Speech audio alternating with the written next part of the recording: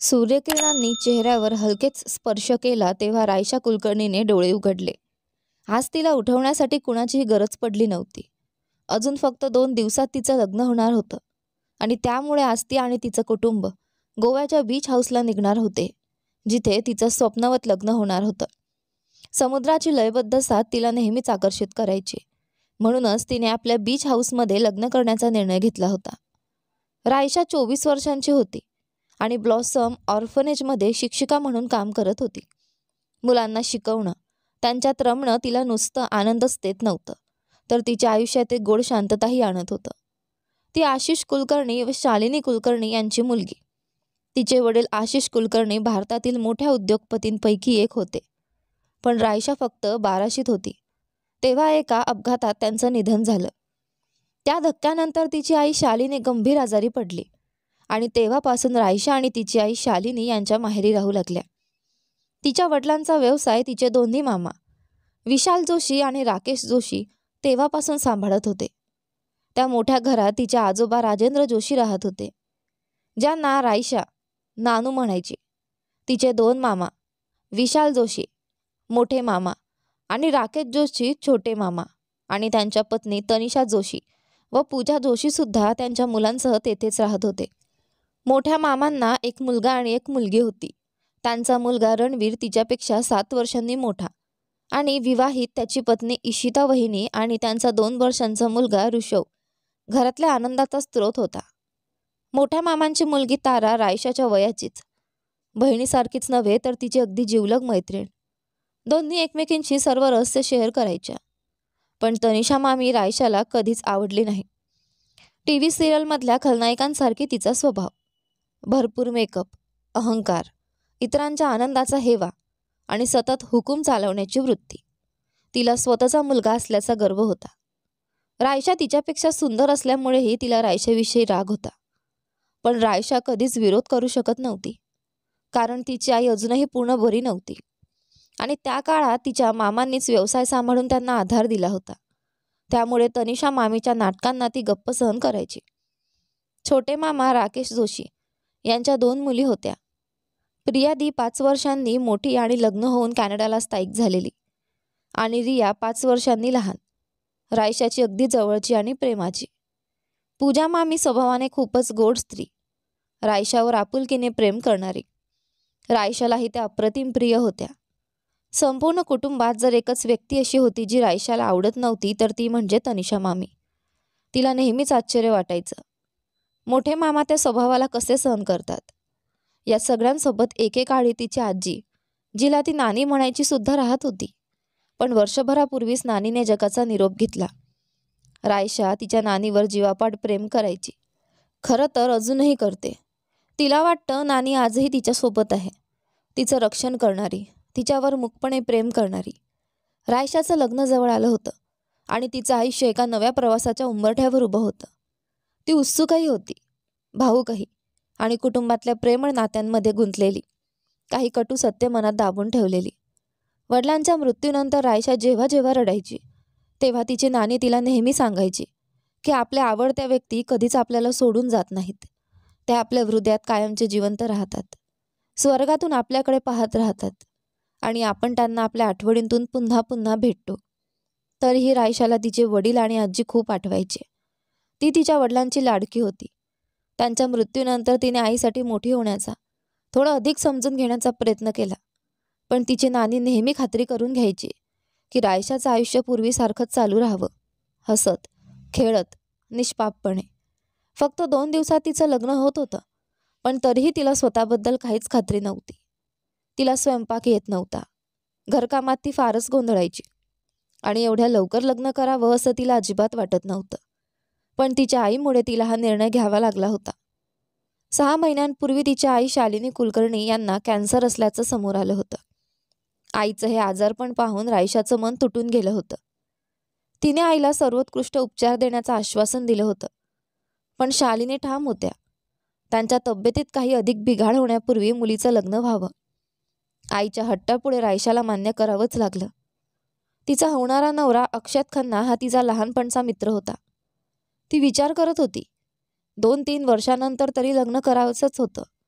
मग आईला जर या लग्नाने मनशांती मिळत असेल तर याच्यात चुकीचं काय? कधी कधी आपल्या योजना बदलून प्रिय व्यक्तींसाठी काहीतरी वेगळं करणं आवश्यक असतं. रायशा हेच करत होती आपल्या आईसाठी. आता रायशा आणि तिचं कुटुंब विमानात होतं. मुंबईहून गोव्याला जाणाऱ्या फ्लाईटमध्ये 1 तासापेक्षा अधिक वेळ लागणार होता. तिचे भविष्याचे सासरचे लोक आधीच गोव्याला पोहोचले होते. ते बीच हाऊसजवळ असलेल्या त्यांच्या नातेवाईकांच्या हॉटेलमध्ये राहत होते. या वेळात रायशा मनातल्या मनात त्यांच्याबद्दल विचार करत होती. अक्षत खन्ना तिचा होणारा नवरा, तिचा बालमित्र.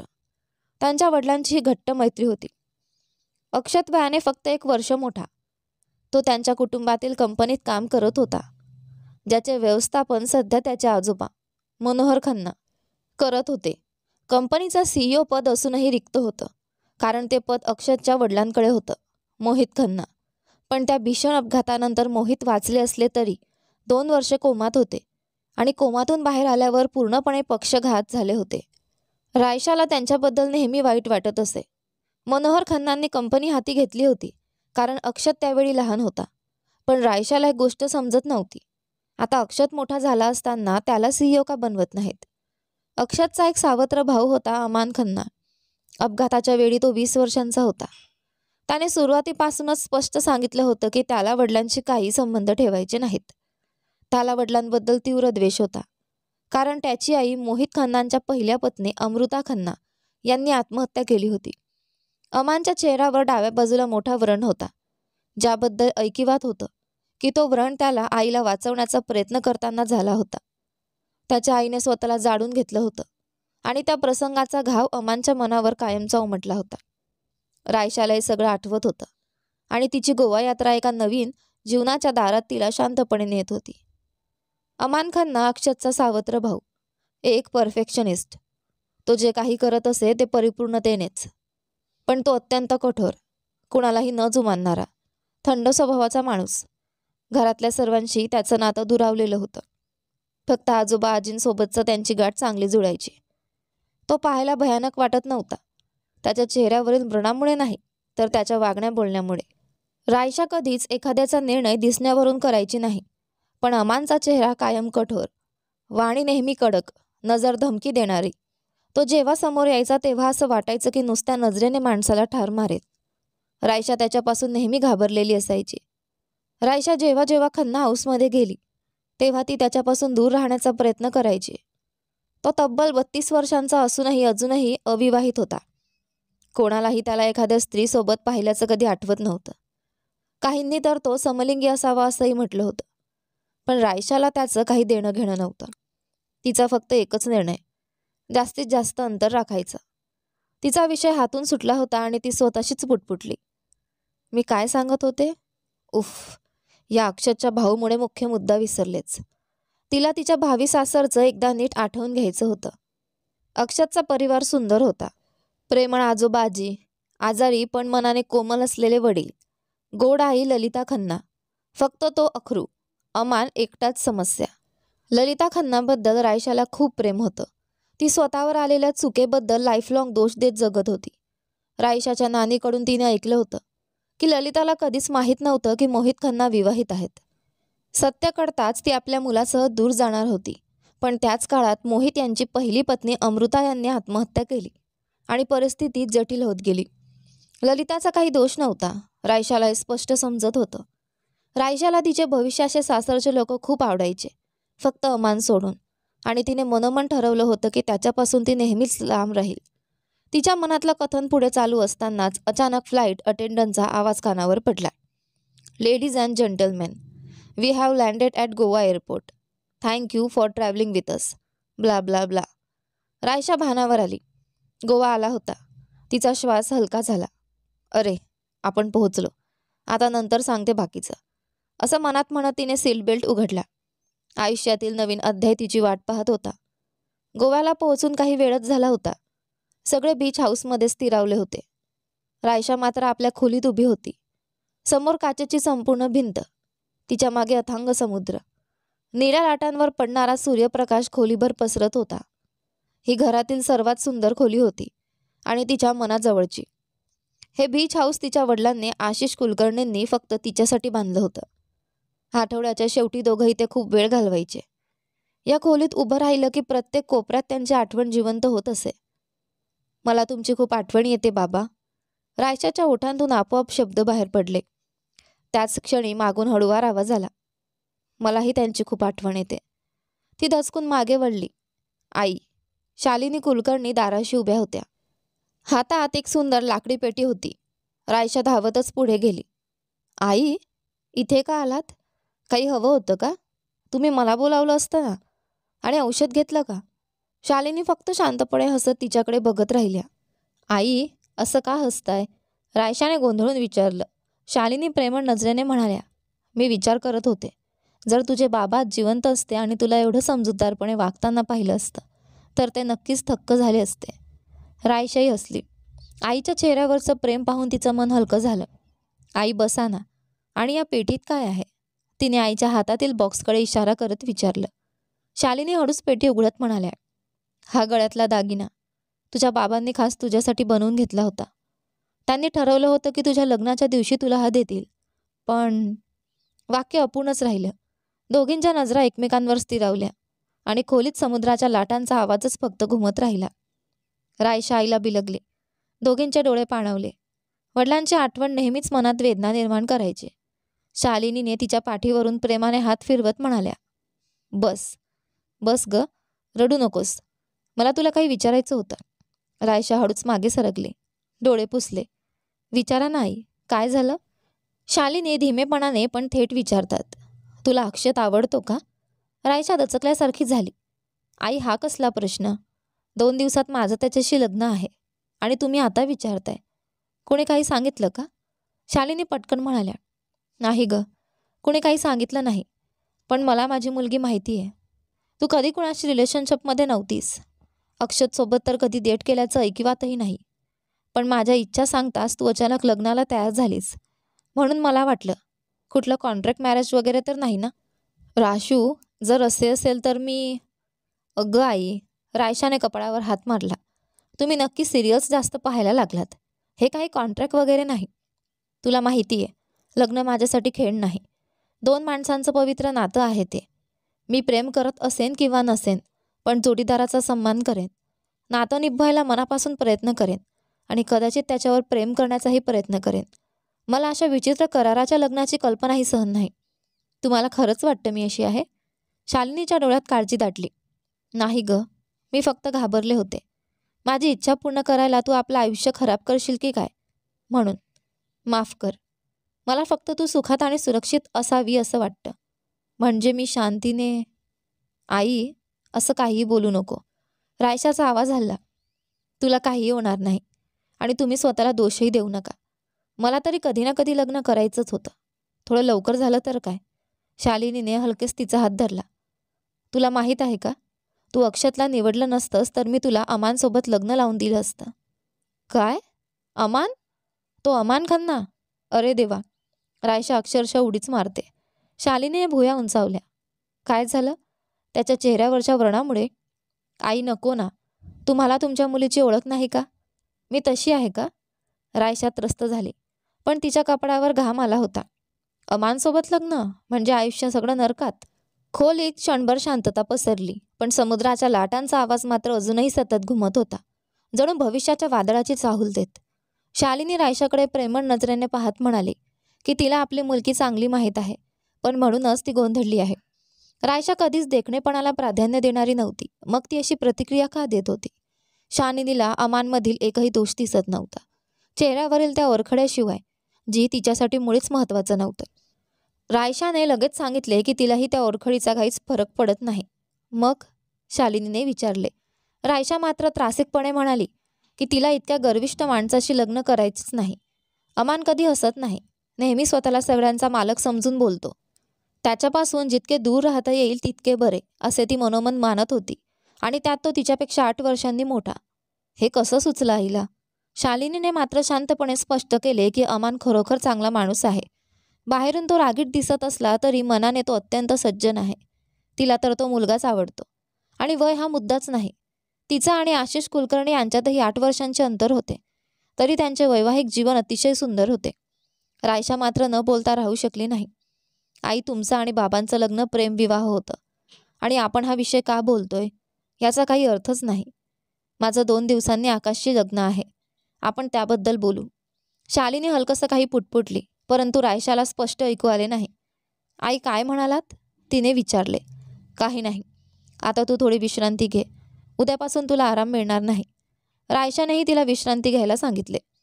मला ठाऊक आहे बाळा, शालिनी म्हणाली. तू माझ्यासाठी सगळं आहेस. मी जे काही करते ते फक्त तुझ्या चांगल्यासाठी. मला फक्त तू सुरक्षित आणि आनंदी असावी असंच वाटतं. रायशाने आईला मिठी मारली आणि म्हणाली की ती तिलाही खूप प्रेम करते. शालिनीने तिच्या कपाळावर हलकंसं चुंबन घेतलं आणि खोली बाहेर निघून गेली. दरवाजा बंद होताच रायशाने सुटकेचा दीर्घ श्वास घेतला. देवाचे लाख लाख आभार, ती मनात म्हणाली. आकाशचे शब्द मी मान्य केले आणि त्यालाच निवडलं. नाहीतर मला त्या अमान अखड्याशी लग्न करावं लागलं असतं. अरे देवा. रायशा कुलकर्णी आता विमानतळावर जाण्यास तयार झाली होती. तिच्या 2 जिवलग मैत्रिणी आज येत होत्या. एक लंडनहून आणि एक मुंबईहून. लंडनहून येणारी निकिता मिश्रा अर्धी भारतीय अर्धी युरोपियन. तिचे भारतात येणे फारच दुर्मिळ होते. रायशाची तिची भेट लंडन युनिव्हर्सिटीत झाली होती आणि अगदी थोड्याच वेळात दोघींची मैत्री घट्ट झाली होती. आता त्यांची मैत्री लॉंग डिस्टन्स असली तरी दोघींना एकमेकींबद्दल जवळजवळ सर्व काही माहिती होतं. दुसरी मैत्रीण कृतिका शर्मा, मुंबईहून येणारी, रायशाची लहानपणापासूनची म्हणजेच बालवाडीपासूनची जिवलग मैत्रीण. दोघी खरं तर एकाच फ्लाईटने येणार होत्या, पण शेवटच्या क्षणी कृतिकाला काहीतरी आपत्कालीन कारणामुळे यायला जमलं नाही. निकी आणि कृती यांची ओळखही लंडनमध्ये झाली होती, जेव्हा कृती रायशाला भेटायला आली होती. काही वेळ एकत्र घालवल्यावर त्या दोघीही चांगल्या मैत्रिणी बनल्या आणि आता तिघींची मस्ती अलगद जुळलेली. दोघींच्या फ्लाईट्स जवळपास एकाच वेळी लँड होणार होत्या, म्हणून रायशाने दोघींना एकाच वेळी विमानतळावरून येऊन घेण्याचे ठरवले. ती घरातून निघणार इतक्यात पूजा मामीने विचारले, कुठे चालली आहेस रायशा? रायशाने असंच सांगितले, मामी, विमानतळावर निकी आणि कृतिकाला घ्यायला. तेवढ्यात विशाल जोशी मोठ्या मामांनी विचारलं, तुला स्वतःला का जायचंय? ड्रायव्हर आहे ना? रायशा म्हणाली. मोठे मामा, मी आधीच सांगितलंय मीच जाईन. नानू राजेंद्र जोशी म्हणाले, हो, विशाल बरोबर बोलतोय. तुला जायची गरज नाही. ड्रायव्हरला सांग. उद्या परवा तुझं लग्न आहे. तू आता विश्रांती घे. रायशाने ओठ चावले. नानू, पण तेवढ्यात शालिनी कुलकर्णी म्हणाल्या, डॅड जाऊ द्या ना तिला. फार वेळ लागणार नाही. परत आल्यावरती विश्रांती घेईल. नानूने अखेर मान हलवली. ठीक आहे, जर तू म्हणत असशील तर जा. थँक्यू नानू. थँक्यू आई, म्हणत रायशा त्यांचा निर्णय बदलण्याआधीच पटकन खोलीतून बाहेर पडली. विमानतळावर 10 मिनिटे वाट पाहिल्यानंतर रायशाला निकिता बाहेर येताना दिसली. रायशा हात हलवत हाक मारते, अगं निकी, इकडे. निकी जोरात किंचाळली, ईशा. ओहो, दोन्ही मैत्रिणी रायशाला ईशा म्हणतात. निकी धावत आली आणि तिला इतक्या जोरात मिठी मारली की रायशाचा श्वास अडकला. रायशा असू दाबत म्हणाली, ओह ओह, सोड ग, श्वास घेता येत नाही. निकीने लगेच तिला सोडून दिलं. सॉरी सॉरी, तुला पाहून इतके एक्सायटेड झाले की जरा जास्तच पिलगले. रायशाने चिडवलं. माझ्या लग्नाला आली आहेस की माझ्या श्राद्धाला? निकी लगेच म्हणाली, शट अप, असले काही बोलत नाही. म्हणाले ना सॉरी. आणि यावेळी तिने तिला हलक्याने प्रेमाने मिठी मारली. निकीने आजूबाजूला पाहत विचारलं, कृती कुठे आहे? रायशा शांतपणे म्हणाली, तिचं विमान अजून आलं नाही. आणखी 5-10 मिनिटात लँड होईल. Oh good. निकी हसली. मग आपली होणारी नवरी कशी फील करते? रायशा चकित झाली. काय म्हणजे कशी फील करते? अगदी नॉर्मल. निकीने तिला डोळे मोठे करून पाहिलं. ईशा, अजून 1 दिवसात तुझं लग्न होणार आहे आणि तू म्हणतेस तू नॉर्मल फील करतेस. तुला एक्साइटमेंट नाही, नर्वसनेस नाही, काहीच नाही? रायशा गोंधळली. नको, म्हणजे माहीत नाही, मला असं काही फील करायला हवं का? निकीने तिला पाहिलं जणू काही एखादा परग्रहवासीच तिच्यासमोर उभा आहे. ईशा, तुझ्या लग्नाच्या परिस्थिती मला माहीत आहेत, पण हेही माहीत आहे की तुझ्यासाठी लग्न हा विनोद नाही. तू गंभीर आहेस याबद्दल. मग तुला काहीच वाटत का नाही? तू नॉर्मल कशी काय आहेस? तू नॉर्मल व्यक्ती आहेस की नाही? रायशा डोळे मिचकावत म्हणाली. काय प्रॉब्लेम आहे? मी नॉर्मलच फील करते. निकीने हातावर हात मारला. हा प्रॉब्लेम आहे की तू जास्तच नॉर्मल फील करते. काय? रायशा चकित होऊन, एक होणारी नवरी नॉर्मल असू शकत नाही का? निकीने स्पष्ट केलं. किमान नर्वस किंवा एक्सायटेड किंवा थोडी सॅड काहीतरी तरी फिलिंग्स असतात. आणि तू म्हणतेस तू अगदी नॉर्मल आहेस. हा काय असा उत्तर आहे? रायशा हसली. मला वाटतं तुझ्याच डोक्यात प्रॉब्लेम आहे. मी नॉर्मल आहे. काही फिलिंग्स नाहीत तर नाहीत, यात काय चूक? निकीने डोळे फिरवले. तुझ्या डोक्यात मोठा प्रॉब्लेम आहे. मला आणि कृतिकाला मिळून काहीतरी उपाय करावा लागेल. अरे हो, कृती? ती कुठे आहे? अजून बाहेर का आली नाही? रायशा घाईघाईने म्हणाली. हो ना, तिचं विमान तर लँड झालंय. मग ती कुठे आहे? नेहमी उशिराच. ओ माय गॉड, निकी म्हणाली. अगं, एवढ्याशा कारणासाठी देवाला का डिस्टर्ब करतेस? ती येईल बाहेर. तेवढ्यात रायशाच्या नजरा कोणावर तरी स्थिरावल्या आणि ती धक्क्यात म्हणाली. ती ती त्याच्यासोबत का आहे? निक्की दचकली. काय? कोण? कुणासोबत? एअरपोर्टच्या बाहेर रायशाने पाहिलं. कृतिकाच्या बाजूने श्रीमान आमान खन्ना आणि आणखी एक अनोळखी व्यक्ती चालत होते.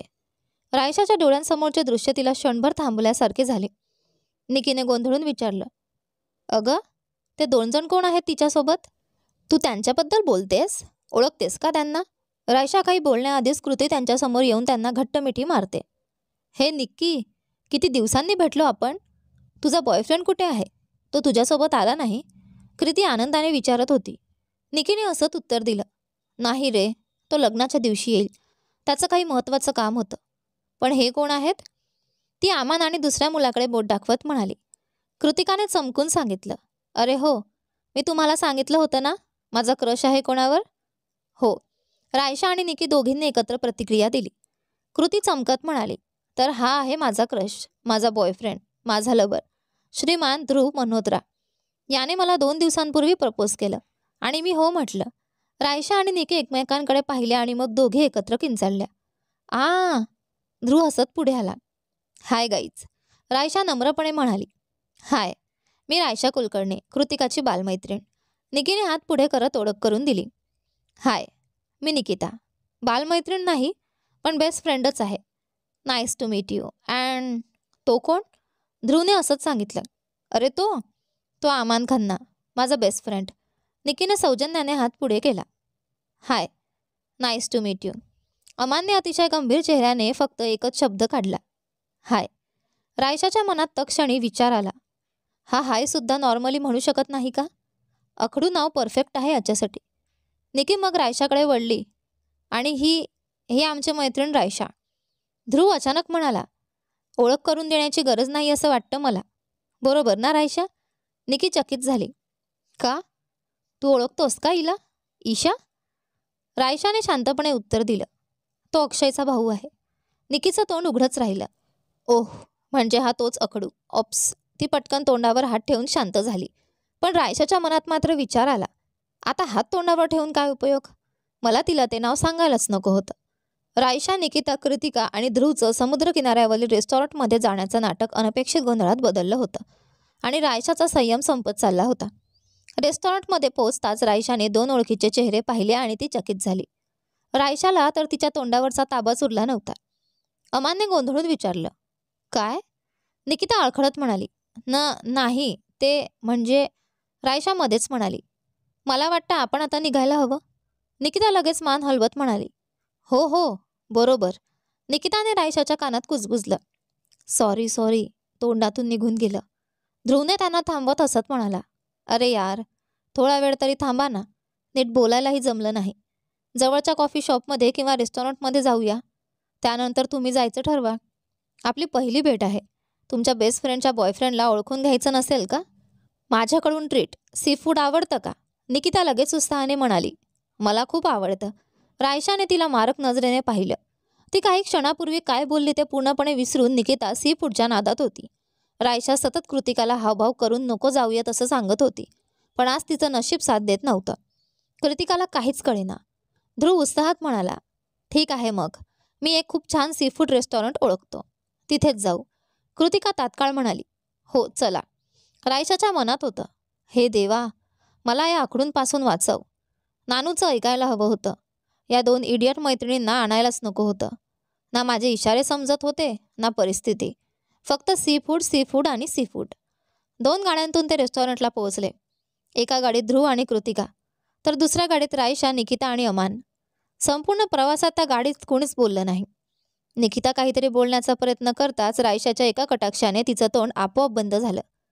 रेस्टॉरंटमध्ये आत गेल्यावर रायशा अवाक झाली. एका टेबलावर 2 व्यक्ती बसलेले दिसले.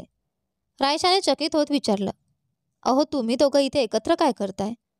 रेस्टॉरंटमध्ये प्रवेश करताच रायशा थबकली. तिची चुलत बहीण तारा आणि आकाश तिथे एकत्र बसलेले पाहून ती आश्चर्यचकित झाली. रायशाने विचारलं, तुम्ही दोघं इथे काय करताय? आकाश अडखळत म्हणाला, ते ते आम्ही. तारा लगेच म्हणाली, ते तुला सांगू शकत नाही. रायशा गोंधळली. का नाही? तारा हसत म्हणाली, आम्ही तुझ्यासाठी सरप्राईज प्लॅन करत आहोत. रायशाचे डोळे मोठे झाले. सरप्राईज? कोणतं सरप्राईज? तारा खट्टाळपणे म्हणाली, अगं सांगितलं तर सरप्राईज कसलं राहिलं? हो ते खरं आहे, पण मला उत्सुकता आहे. रायशा पुटपुटली. तारा म्हणाली, तू फक्त आम्हाला इथे पाहिलं नाहीस असं समज, मग काही अडचण नाही. आकाशने तिला थांबवलं. हो स्वीटहार्ट, जास्त विचारू नकोस, नाहीतर माझं सरप्राईज खराब होईल. रायशा नकळत मान हलवते. ओके. तेव्हाच आकाशने अमानला पाहिलं. हाय भाऊ. अमान नेहमीसारखाच निर्विकार. हाय. रायशाच्या मनात आलं, हा माणूस बोलतानाही मशीनसारखाच का असतो? ती निकिताला त्याच्याशी ओळख करून देत म्हणाली, ही निकिता, व्हिडिओ कॉलवर पाहिलीस ना? आकाश हसत म्हणाला, हो हो. Hi Nikita, nice to meet you.